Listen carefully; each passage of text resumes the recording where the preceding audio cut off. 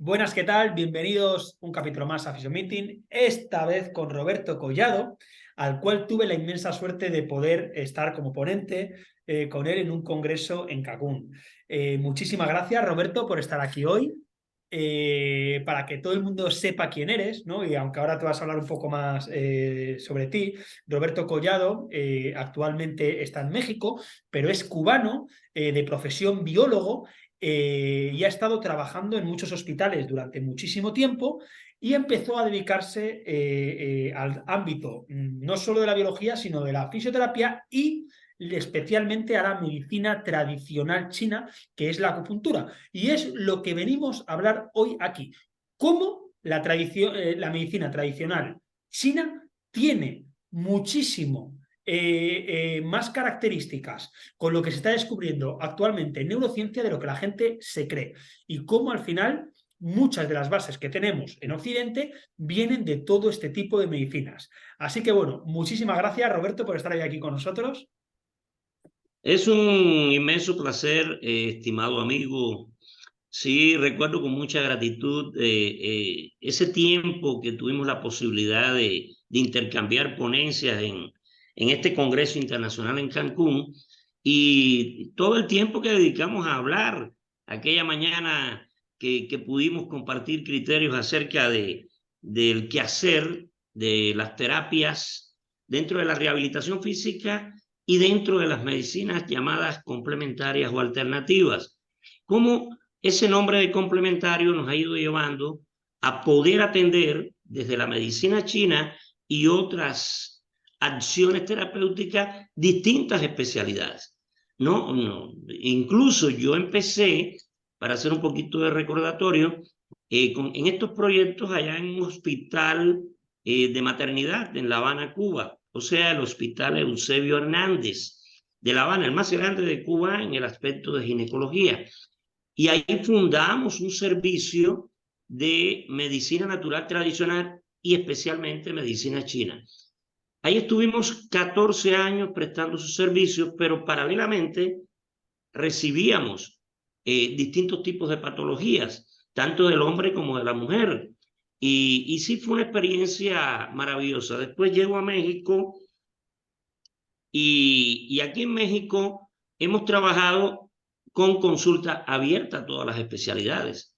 Entonces, una de las cosas que más hacemos precisamente es trabajar el área de la rehabilitación. Lo más que llegan son patologías tendinomusculares, sean de curso agudo, curso crónico y todas las demás que son degenerativas incluso.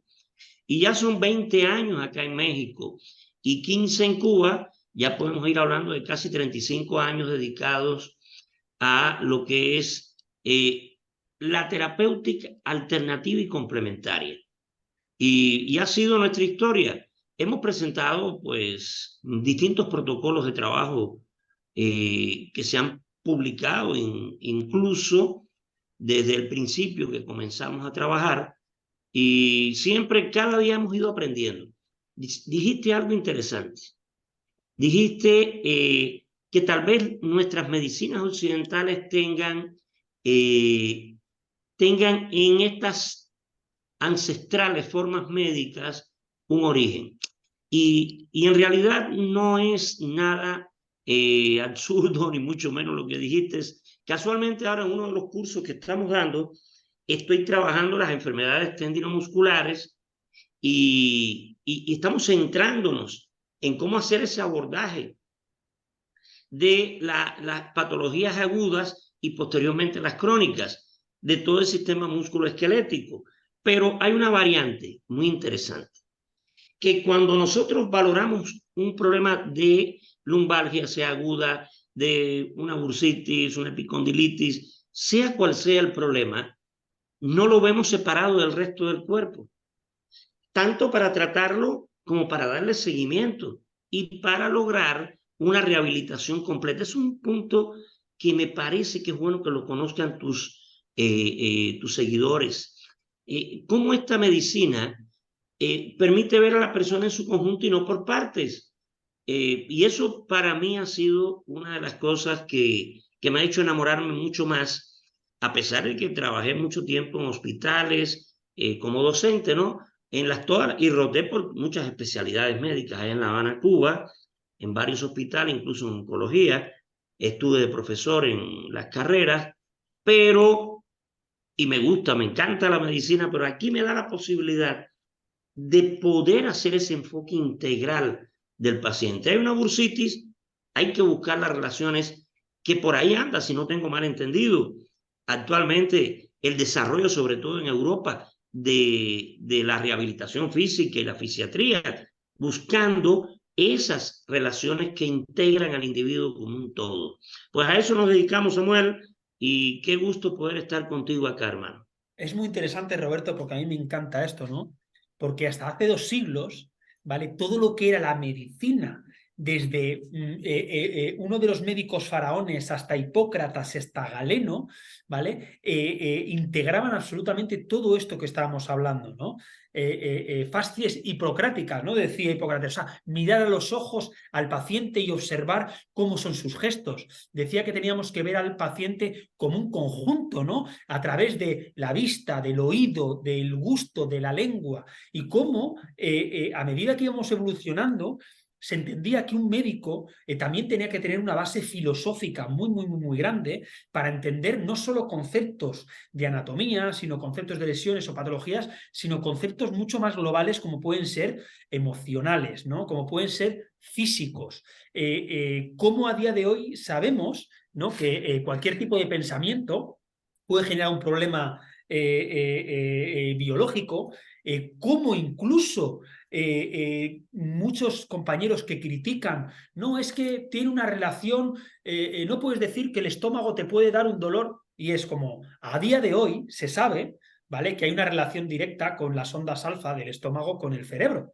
Se sabe perfectamente y ya han salido muchísimos estudios de la relación directa que tenemos con el corazón y el cerebro ahora mismo cuando tú y yo estamos hablando. Pulmón, o sea, ya no lo digo yo, lo dice la neurociencia, ¿no? Algo que los chinos, la Ayurveda e incluso los griegos y los romanos sabían, aunque por supuesto en esa época no podían demostrarlo, que después se estuvo trasladando durante todos estos siglos y que cuando llegó Descartes con la revolución del método científico, eliminó completamente cuerpo y mente, y en estos últimos 2 siglos nos hemos olvidado del paciente como conjunto. A día de hoy se está dando gracias a que se están sacando tantos estudios que se empieza a recuperar eso, pero no solo eso, se empieza a dar la evidencia científica de cómo, por ejemplo, unas ondas alfa se ven afectadas por una digestión, de cómo el corazón tiene una relación directa con más de 400.000 neuritas con el cerebro, etcétera, etcétera, etcétera, etcétera. Cuando yo tuve la conversación contigo que me apasionó, no solo mezclaste, ¿vale?, la biología, sino también la acupuntura, sino también medicina tradicional, órganos, etcétera, etcétera. Mi pregunta es muy sencilla, ¿no? ¿Por qué a la gente, aparte de costarle ver tanto estos conceptos que ahora ya se empiezan a demostrar, cómo es posible que la medicina tradicional china no se haya integrado tanto como la occidental en otros lugares? No, una pregunta excelente y que uno ha tenido que pensar en eso por años, ¿no? Bueno, ya te dije, y por la cuenta que sacamos, casi 35 años, y comenzamos a hacer esto en un medio médico occidental. En Cuba, esos 15 años que estuve haciendo esto prácticamente fue en hospitales, era en servicios de salud integrando con la medicina convencional. Pero hay un problema muy sencillo, la identidad limitada que tienen los profesionistas, porque así los forman, o nos forman, me incluyo, ¿no? Uno se ha salido de ese marco o cárcel cognitiva, nos hemos salido algunos, pero la mayoría están metidos en una identidad limitada. Soy esto, y como soy esto, yo defiendo a capa y espada eso. Esa es la primera limitación, me parece. El yo soy.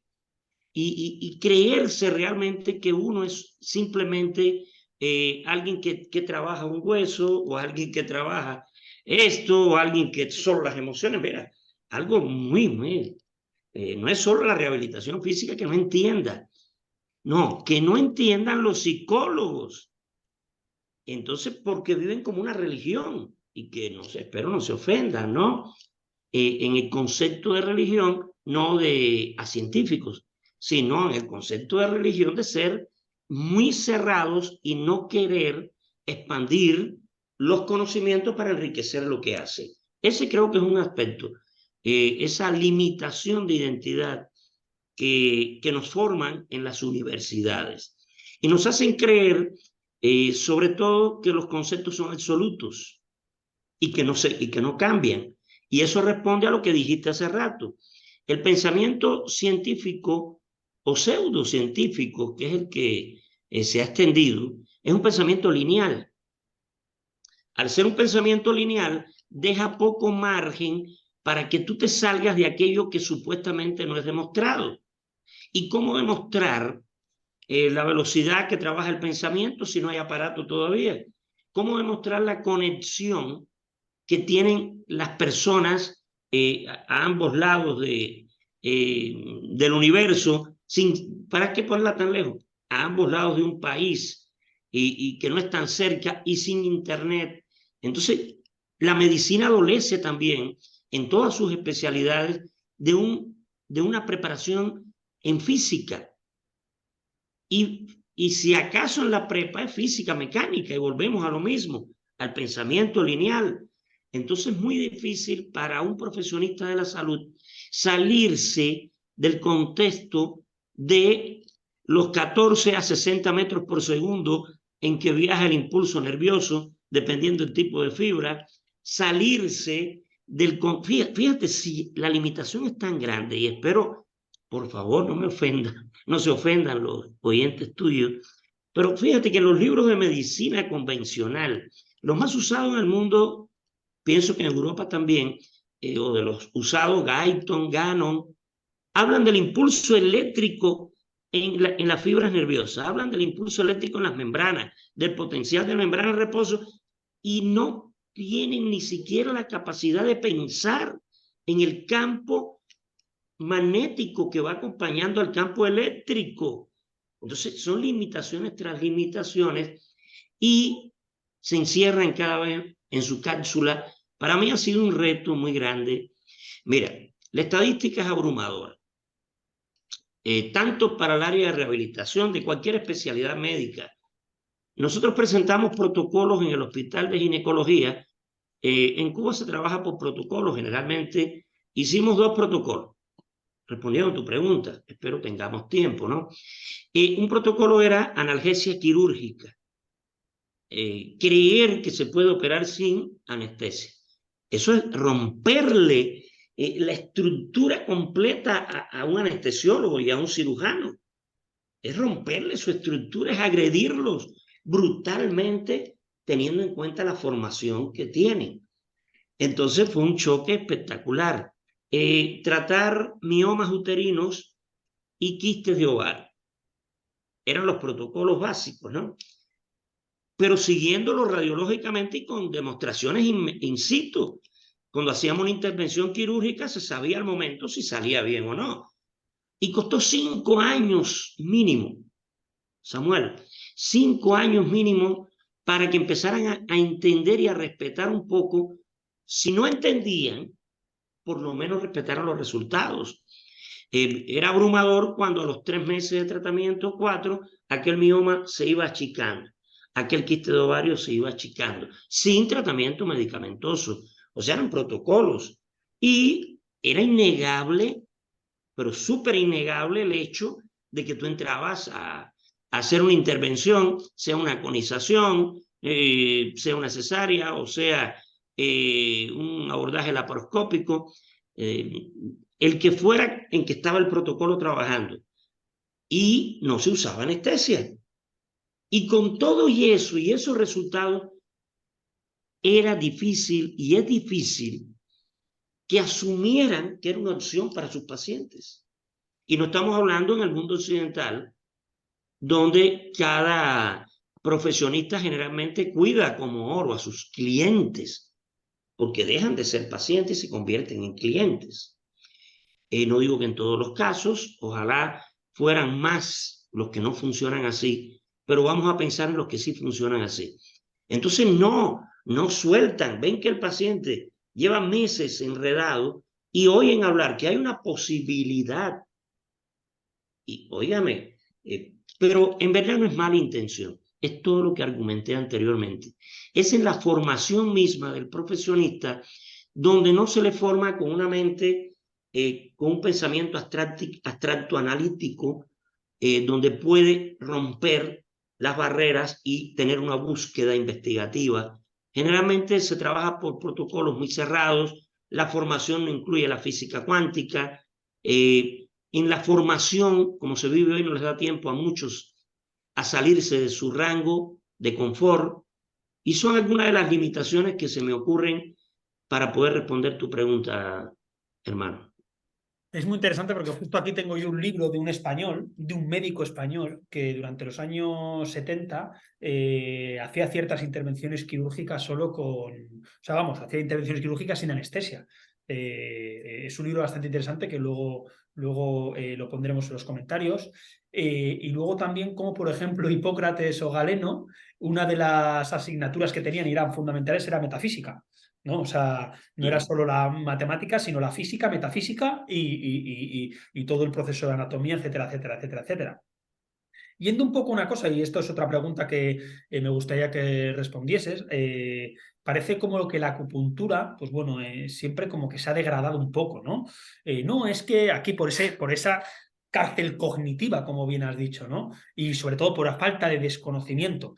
Hay algunos estudios, ¿no?, que dicen que claro, que la acupuntura, si la realiza una persona asiática, tiene más efecto que si la realiza una persona occidental, ¿vale? Yo cuando he visto eso, no he visto ningún estudio, al contrario, es decir, que una persona occidental vaya a China, por ejemplo, y haga acupuntura allí.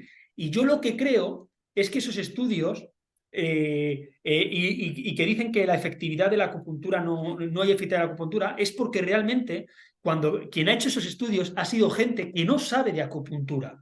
¿Vale? Estamos hablando que, por ejemplo, la Ayurveda son 11 años, pero la medicina tradicional china creo que son 6, 7, 8 años de carrera universitaria. Entonces, claro, tú no me puedes comparar una persona que tiene una experiencia y años de acupuntura con una persona que ha hecho un pequeño curso. Entonces, tú respecto a esto, ¿qué piensas de esto? Sí, no, mira, nosotros nos dedicamos incluso a la docencia, ¿no? Y claro que vemos el fenómeno de personas que pasan un curso muy básico y no tienen una base ni siquiera médica adecuada. Porque independientemente de que yo no soy médico, fui profesor de varias materias en enfermería y medicina, incluyendo después de medicinas tradicionales aplicadas a las carreras de medicina. Y, y tengo una formación que me permite pues hacer la valoración bastante integral del paciente. Pero hay personas que sí reciben un curso, no tienen una carrera de rehabilitación, de una carrera médica, una carrera vinculada a la salud de forma importante. Entonces, muy poco el margen que tienen, solo trabajan prácticamente ensayo-error. Sí, obviamente los resultados van a bajar mucho, pero te quiero decir algo al respecto. Mira, cuando nosotros comenzamos, por allá por los años 90, te insisto, había muy poca bibliografía en Cuba, apenas estaban llegando los primeros doctorados cubanos en China, Corea, Vietnam, y apenas estaba empezando la revolución, había poca bibliografía. Nosotros hicimos protocolos cerrados como si fueran en la medicina occidental. Entonces, un protocolo de grupos de puntos y lo aplicamos varios de estos protocolos en más de 500 pacientes. No sabíamos medicina china, no sabíamos. Te puedo contar incluso cómo me di cuenta que no sabía medicina china. Pero en cambio los resultados, porque tengo un manejo anatómico, tenía un manejo de intervención mínima e invasiva en el cuerpo, o sea, inyectar, abordaje venoso, yo tenía esos conocimientos previos, ¿no? Y me era fácil hacer acupuntura y localizar los puntos de acupuntura correctamente. Bueno, pues usamos protocolos que es usar grupos de puntos para patologías determinadas, esquemas de tratamiento. Eso no es medicina china. Eso es medicina occidental, un enfoque occidental para tal patología clasificada desde el punto de vista occidental. Digamos, tomamos un ejemplo, voy a trabajar una bursitis de hombro. Entonces, hay un grupo de puntos que se trabajan para la bursitis de hombro. Si yo localizo bien el punto, hago bien la técnica de inserción de la aguja, busco el Tai Chi, que son cosas que se enseñan fácilmente. Después sé usar el aparato de electroacupuntura. Hago bien la técnica de utilización del aparato de electroacupuntura jugando con las frecuencias altas, bajas, etcétera, y hago el tratamiento y yo no sé medicina china. Los resultados en aquella época que trabajamos de esa forma fueron abismalmente buenos, porque ha habido médicos, yo he dado pláticas en hospitales y siempre hay sutilezas, ¿no? No, pero actualmente mucha gente va al médico y no necesita ir. Hay estudios en Estados Unidos que incluso el cuadro clínico va a ceder solo o con una atención básica primaria. Entonces me río y le digo, sí, tiene toda la razón.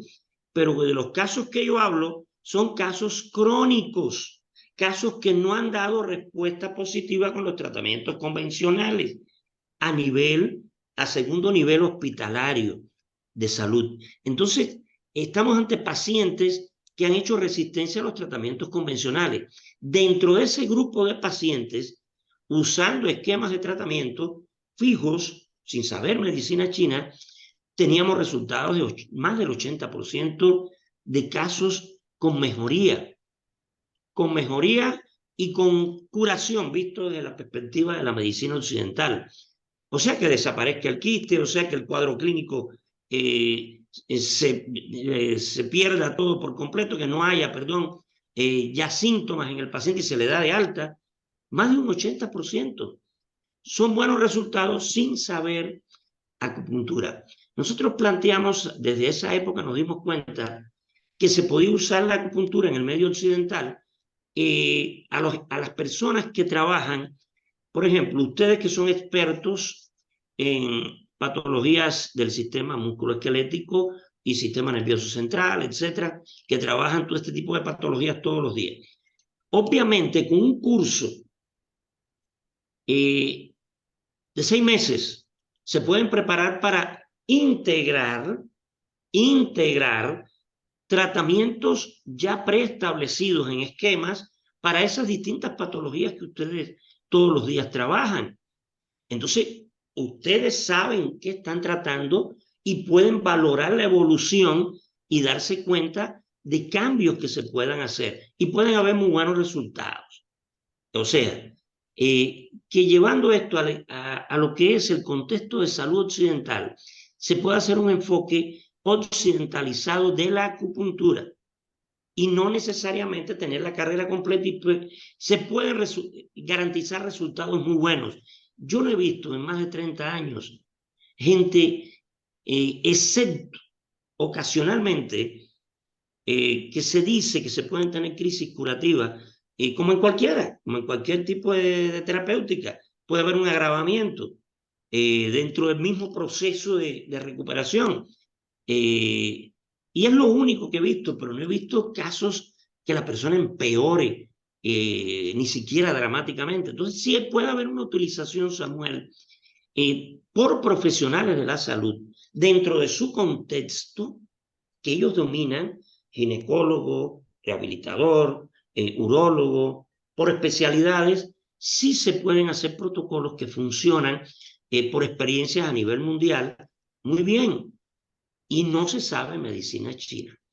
La otra parte de que si funciona en China y en los chinos, no, miren, el corazón es uno solo. El corazón late a las mismas frecuencias en cualquier persona sana, en Oriente y en Occidente. La acupuntura, como cualquier terapéutica, está muy unida, y en particular la acupuntura, nosotros nos gusta llamarle a las agujas antenas de Juan Ti, en honor al gran emperador. Son antenas.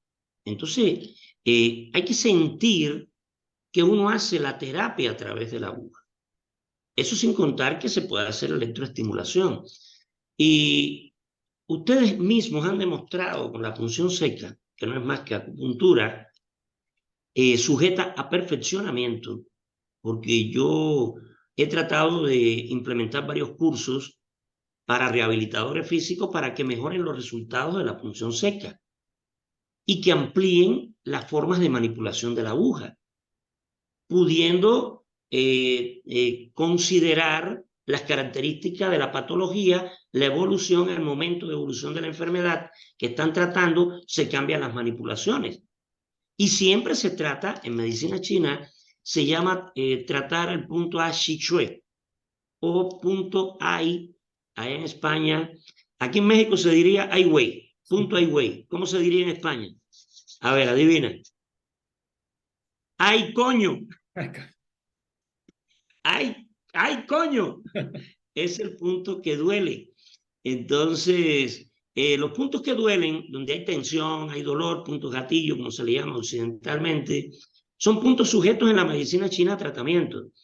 Pero considerando algo que cada día se hace más evidente, el recorrido de las vías energéticas que plantean los chinos, nosotros nos gusta llamarle vías energéticas informacionales. ¿Por qué? Para englobar todo lo que ocurre en ese recorrido. Ya tenemos que despojarnos que es solo impulso nervioso.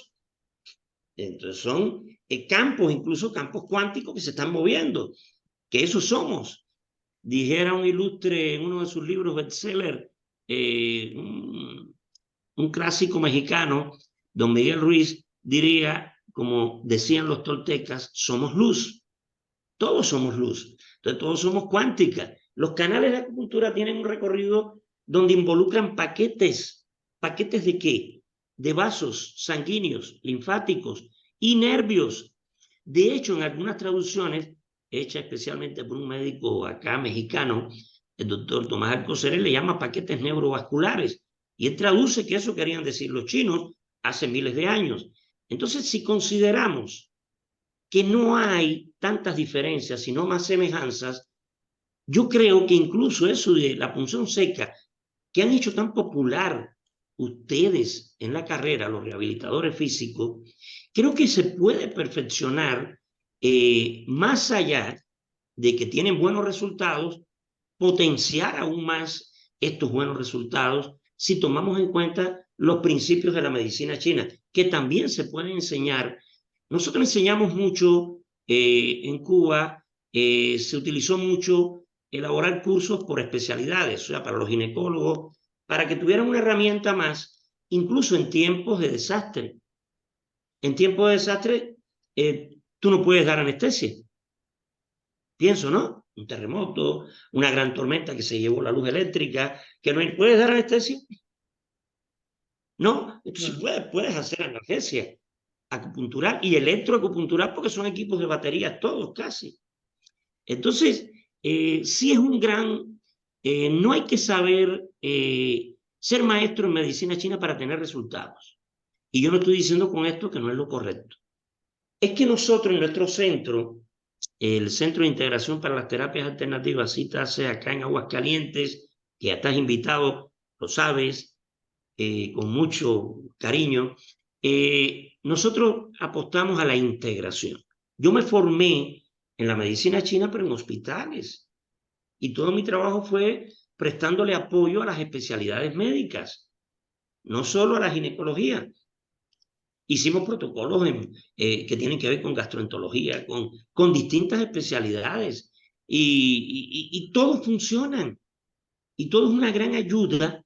Por lo tanto, nosotros confiamos más en el concepto de integración, pero no de integración de que la tradición se integra a lo occidental o lo occidental se integra en los dos sentidos, una integración de ambas partes.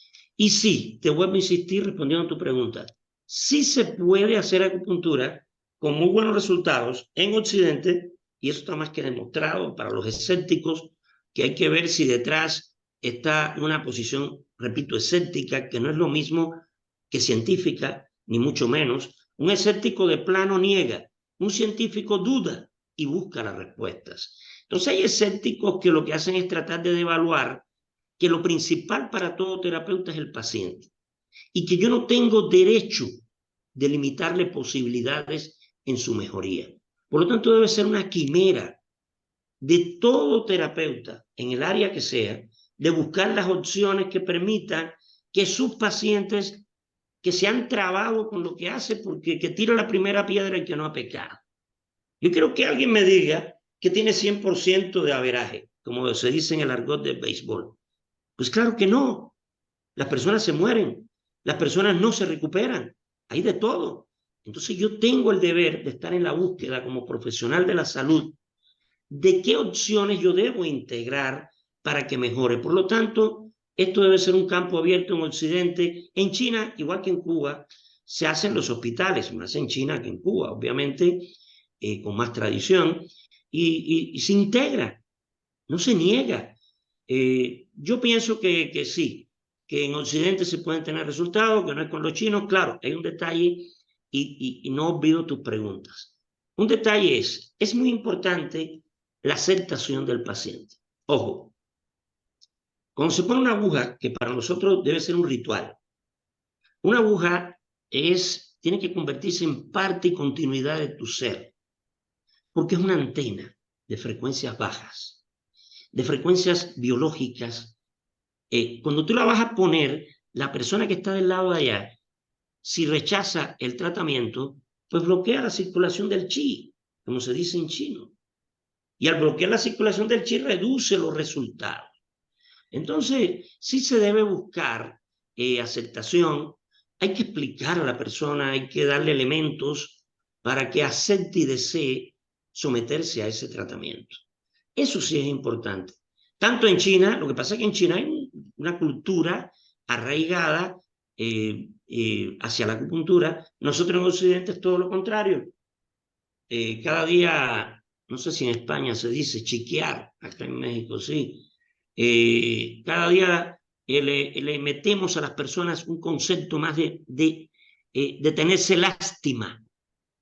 Cada día las personas se tienen más lástima. Ay, yo no, yo aquello, yo no. Ay, no, que no duela. Ay, que esto, no, a mí anestesia, mátame. Yo no quiero saber nada. Entonces, todo eso conspira indudablemente desde el punto de vista psicológico contra la acupuntura. Pero en realidad la aguja de acupuntura no debe ser un arma que agreda a la persona. Debe ser un cabello de tu piel que se extiende hasta la otra persona. Por lo tanto, debe ser parte de un ritual, de toda una armonía, donde la persona se dé cuenta que es un tratamiento común y que cualquier persona lo puede llevar. Porque ¿quién se pasa? Las punciones secas mucha gente le agarra miedo por el dolor que generan. No estoy de acuerdo que haya que generar siempre tanto dolor. Hay opciones y ahí es donde viene el abanico. Pero sí hay una cierta resistencia en Occidente. Por eso usamos generalmente agujas más finas. Muchas veces se usa el tubito conductor para que la persona tolere mejor la primera impresión a la acupuntura. Sí, en Occidente es más difícil, respondiendo a tu pregunta, hacer acupuntura, pero eso es una responsabilidad, insisto, del terapeuta, no provocar daño al paciente, no ponerlo en situaciones de estrés. Es una responsabilidad del terapeuta no tratar de generar dolor innecesario. Hay ciertas maniobras que pueden ser más invasivas, como técnicas especiales de tomoacupuntura, pero incluso se usa anestesia local para hacer más tolerable. Cuando hacemos implantación de catgut crómico, que es una técnica muy útil de la medicina china, pues también tratamos de hacerlo con rapidez, de forma tal que sea muy soportable, o incluso tal vez usamos a veces en pacientes muy intolerantes un poquito de anestésico local, sea en forma tópica, y siempre buscar que no vayan viendo la acupuntura como una tortura, sino como un tratamiento. Pues muchas gracias, Roberto. La verdad que yo creo que has dado, o sea, sería para hablar muchísimo más, porque es una auténtica locura todo lo que hay detrás, ¿no? Y luego no hemos hablado tampoco de muchísimas relaciones, ¿no? Pero un poco yo creo que ha quedado bastante claro la importancia de al final entender que no tenemos que tener, como bien has dicho, que me ha encantado, una cárcel cognitiva o esa frase que me ha gustado mucho también, el escéptico niega, el científico duda, ¿no? Al final como duda.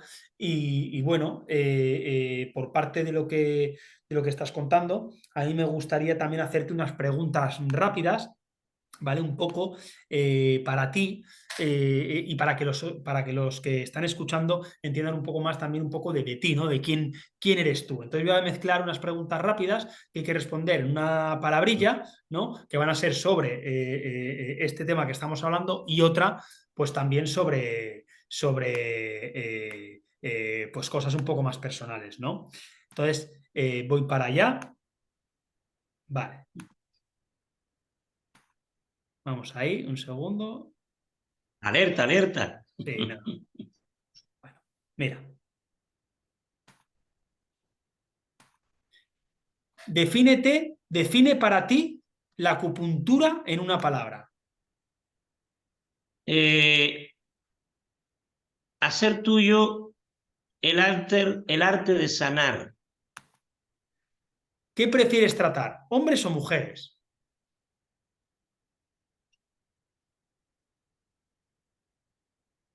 Ahí sí me la pones difícil. Con una sola palabra. No, igual, igual. Bueno, perfecto. Realmente igual. No, no, no, no tengo preferencia en ¿Ancianos ese o sentido. deportistas? No, tampoco.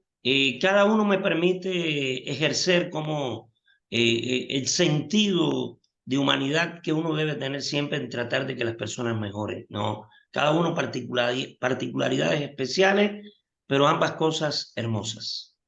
Muy bien. Eh, ¿Qué prefieres, leer o podcast?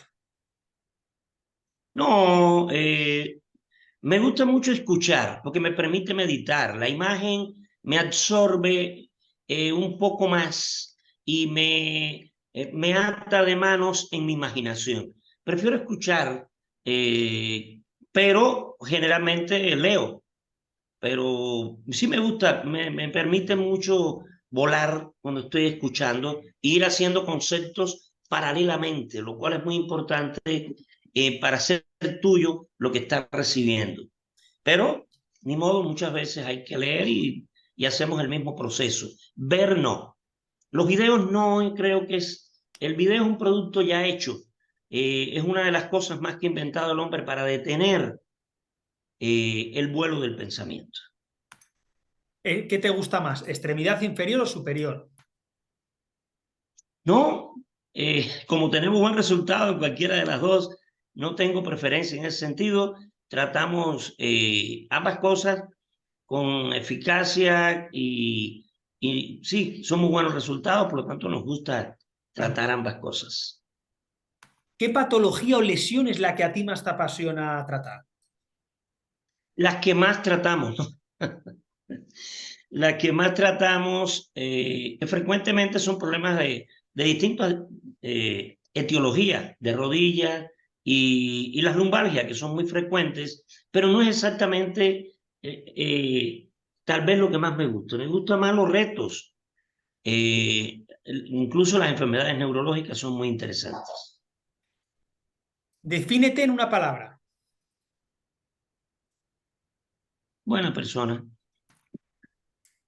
¿Cuál es tu comida favorita? No, está difícil. Soy de perfil amplio, pero digamos así por complacer que los jugos verdes. ¿El libro que más te marcó? No, los cuatro acuerdos y el quinto acuerdo de don Miguel Ruiz es uno de los más recientes que me hizo cambiar muchas cosas y lo leí hace casi 20 años. ¿Una comida favorita? Perdón, ¿un hobby? Ya. ¿Mm? Hobby. Ah, estudiar, crear, crear materiales para la enseñanza. ¿Tu película favorita? está difícil, siempre me la pones difícil, compadre. Lo que pasa es que yo soy una persona de gustos muy diversos, pero he visto varias veces y me sigue impactando Gladiador. Gladiador, Gladiator. ¿Un estilo un estilo de música? No, tampoco, pero sí, sí, mira. Dentro de los estilos de música, pues más el pop latino. Muy bien. ¿Tu mayor virtud Dar, y tu mayor defecto? no saber recibir muchas veces. ¿País o ciudad que más te ha impactado? Guanajuato, acá en México, sí, me impactó mucho, me gustó mucho Guanajuato. Los invito a que cuando vengan a México no dejen de visitarlo, una ciudad cautivadora. Si fueras un animal, ¿cuál serías? Oh, gallo, en el horóscopo chino soy gallo casualmente. Y, y bueno, algo que te gustaría para terminar, una frase o algo que te gustaría para terminar. Eh, seguir andando, Seguir andando. respirando, ¿no? Y te iba a decir algo más para completar, y respirando la vida a cada instante. Qué bueno. Pues Roberto, muchísimas gracias porque la verdad que ha sido súper interesante. Para mí, vamos, o sea, me tiraría horas, horas hablando contigo. Así que muchas gracias por este tiempo y espero que nos podamos volver a ver en México dentro de poco y tengo una visita pendiente para poder estar allí contigo y por supuesto, tener la capacidad de una mente mucho más amplia por el bien de nuestros pacientes. Y yo no me considero un escéptico, sino al final un científico que al final hay que dudar de todo para poder seguir avanzando. Muchas gracias, Roberto. Gracias a ti, hermano. Un abrazo. Un fuerte abrazo. Cuídate. Gracias.